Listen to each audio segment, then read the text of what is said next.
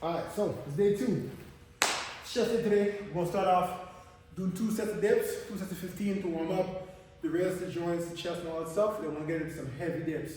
I'm gonna be working with 80 or 100 pounds. And we're doing 5 sets of about anywhere from 5 to 8 reps. And that's how we start it off. So with my dips, I'm focusing here. I'm doing, a couple slow reps, to really wake up those muscle fibers. And after I pick up the tempo a little bit, just really get that blood flow going.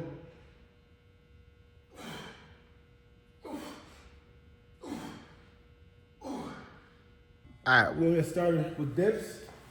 Today we're using 85 pounds. Set number 1. Yo, god damn.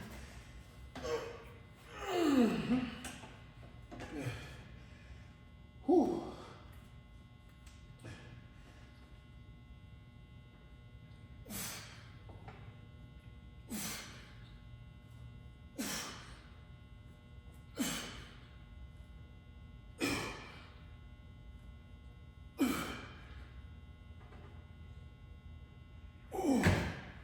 I think that was 7 or 8, I don't know, whatever. Oh, goddamn. Those are hard though. Yeah, no, I don't have a weight belt. I should probably get one. So I use a heavy resistance bands to do my weighted dips. Alright, so next we're doing incline bench press. So the incline that I like to do from a bench that I think hits my upper, my mid, my lower chest relatively well is like, so if the bench is flat, I'm only just bringing it about 1 notch, and that's when I do the incline. Right now what I'm focusing on is to try and hit every part of my chest as evenly as possible, right? So, so if you have an incline bench, if it's flat, just bring it up 1 notch, and that's where you're doing it. So that's where we have this set up at right now. But anyways, we're doing a pyramid set here. So pyramid it up. We're using the bands because bands are the best when it comes to constant tension and things like that, which is obviously what we want when we're lifting. But with band stuff, I'll go into more detail on that in later videos. But that's for constant tension to really focus on muscle contraction. So I like using bands for that reason. So I'll start with 125 plate on each side. I did 12 reps. I'm gonna keep pyramided up until I can no longer get more than, let's say, about 5 reps. Once I get to a point where I can only get about 5 reps, I'll stay at that weight and try to do 3 to 5 sets of 5 reps there as I pyramid up. So let's see if we can get 10 here.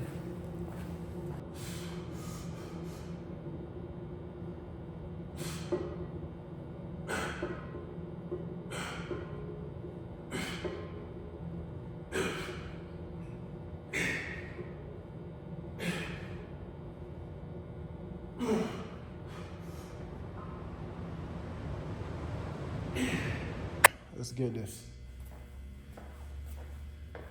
Man, with the bands, this is right now, I think this is like 250 or more with the bands. So, yeah, let's go. Anyways.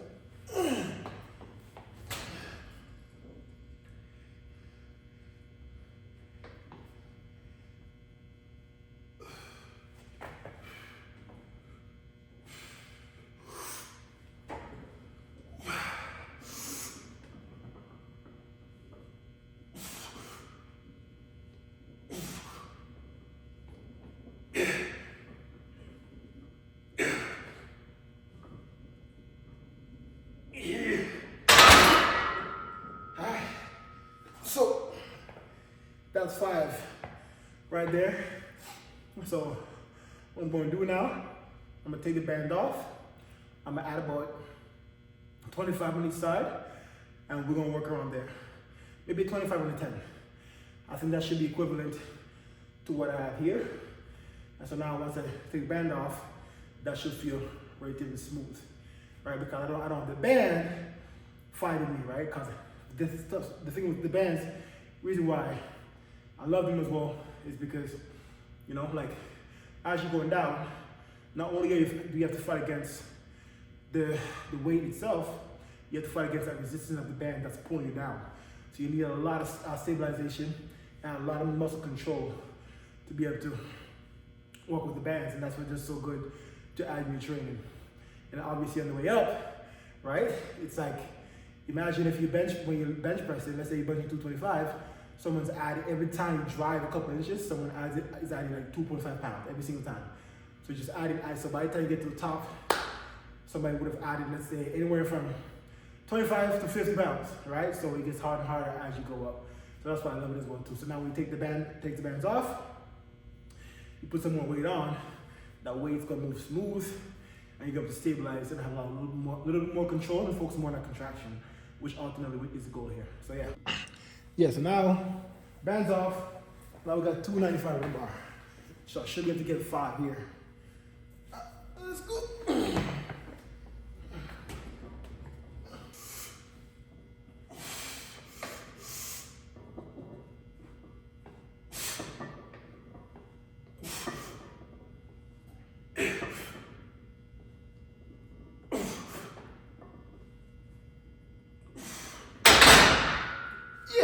So, it's not perfect math.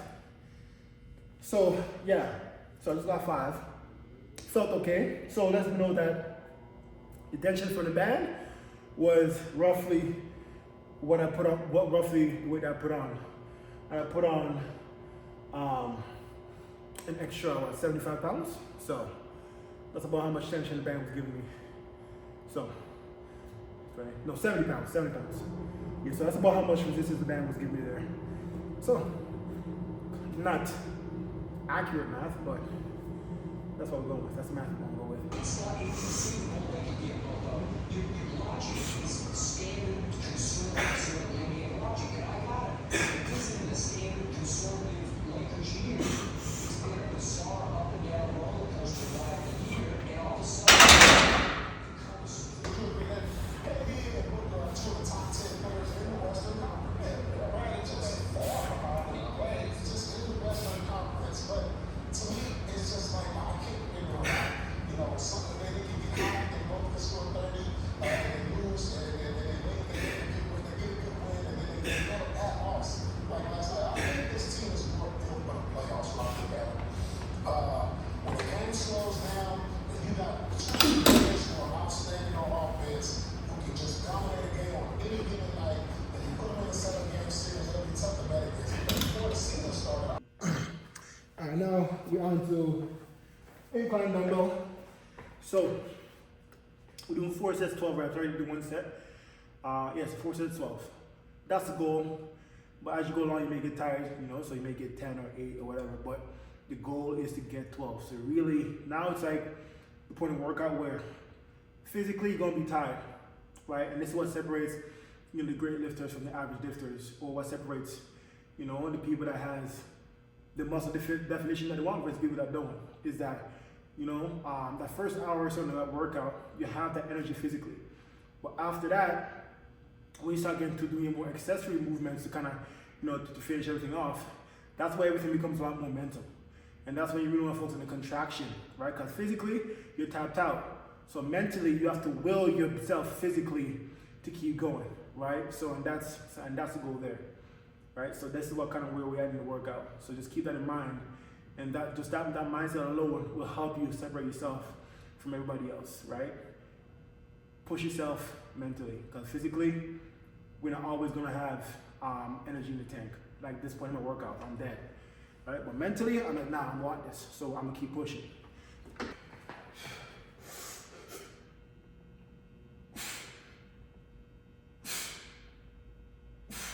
We're going to do about 3 sets of chest supported cable flies, 3 sets, 10 to 12 reps, and then we're going to finish off with some push-ups. Completely burn out, and you just exhaust that chest.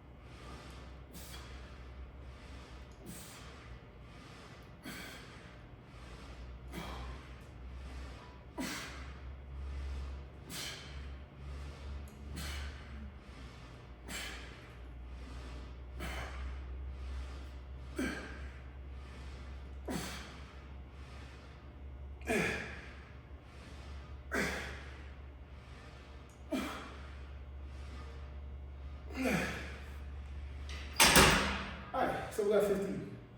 I'll take it. I surprised myself with that. Maybe, because right now I have it on 70. Maybe for the last 2 sets, I'll bump it up to like 90. So about 20 pounds on the side. But yeah, so yeah. I want to do 2 more sets. I'm not going to show you guys that. Because you guys get a gist of it. Yeah, and with these, you know, you want to focus on control and I ain't squeezing. Because now you're exhausted. And it's typically the point of workouts again, where your form starts to break down. So the goal here is not to focus so much on the weight. Even though I'm going heavy, it's because it's weight that I can control. The goal here is not so much focus on the weight, but focus on control, you know, as you're going through that full range of motion and squeezing at the top, right? Because again, you're tired. If you can't control the weight, it's the way you get hurt. You know, you can tear a pec or, you know, damage your rotator cuff. So this is the point of the workout, like I said, everything. And I'm repeating myself a lot because it's so important, because see, some people get hurt like that. You know, the more tired you get, the more you want to focus on control and joint stability, you know what I'm saying? So yeah, so you don't get hurt.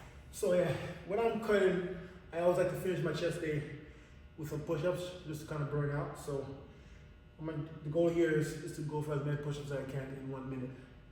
So let's see how this goes. All right, 3. You know, I'm gonna use a timer. 2, 1, go.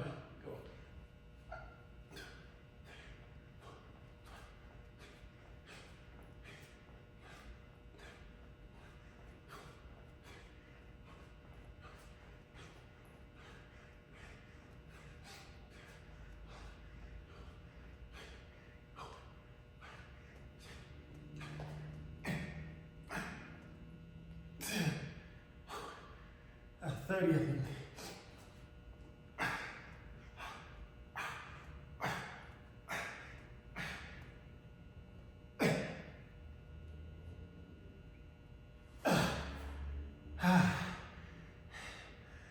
40. I got about 15 seconds. While I keep the buck, I'm dead. But 10 seconds. Let's see how much you got left. 10 seconds.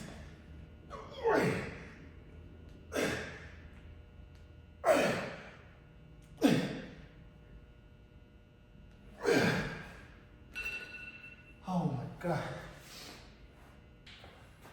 Alright, so I realized that yesterday, when I first started day 1, leg day, I told you guys my weight, but I didn't show you guys what I look like. So I'm gonna show you guys what my body currently look like. So today's chest day, but because I didn't show you guys. Right, so this is where I currently am. Like I said, I'm gonna keep it 100 with you guys about everything. Right? Obviously this is post-workout right now, but this is me, not flex. Completely relaxed, back, front.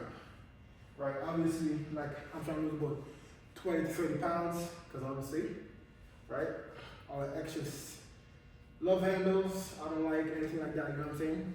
Give my back, he's holding a lot of fat in my back, we gotta get rid of that as well too. So we're gonna do this cut slow and steady, but yeah, this is my current state right now. I'm gonna show you that. Alright, this is me. I'm trying to do here, 3 to 4 sets of 50 reps.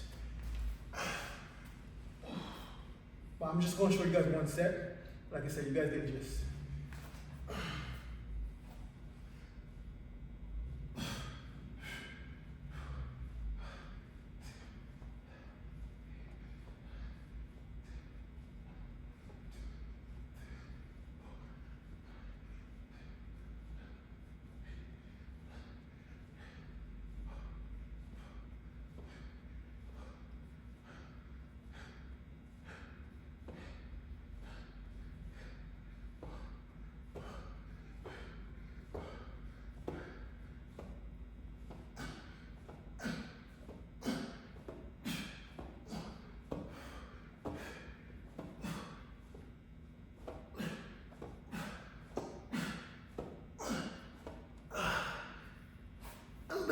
This is gonna burn like hell. So in between sets, just go into Cobra for about 20 to 30 seconds, just to stretch it out. And while you're in Cobra, try to flex your arms at the same time to get a more intense stretch.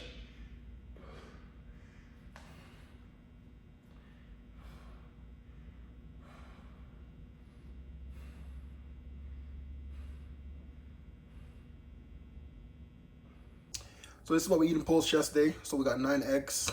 I got 3 fried plantains on there, 2 slices of whatever bread. It's probably they're like about 120 calories each slice.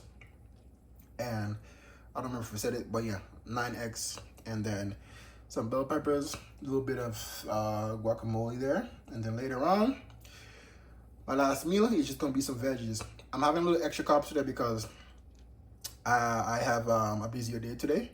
I'm gonna need the extra energy. So tomorrow I'll probably do low carbs or no carbs at all tomorrow, just to make up for today. So that's how I'm gonna do that. All right, so here we have, this is day 2, the last meal of the day. It was 8 p.m. now. So I have just a bunch of okra. I don't measure my food, and then I have 5 cans of sardines there. So in each can, it's about 17 grams. So I think it's about 85 grams of protein total, if you want to know. Like I said, this nothing I do, nothing that I'm gonna be showing you guys is gonna be fancy here. I just get my carbs in if I need to. I just get my protein in if I need to. I just get my veggies in if I need to. I don't overcomplicate things. There's no recipe. There's no set amount of nothing, right? I just, yeah, get my food in. It's not gonna look pretty.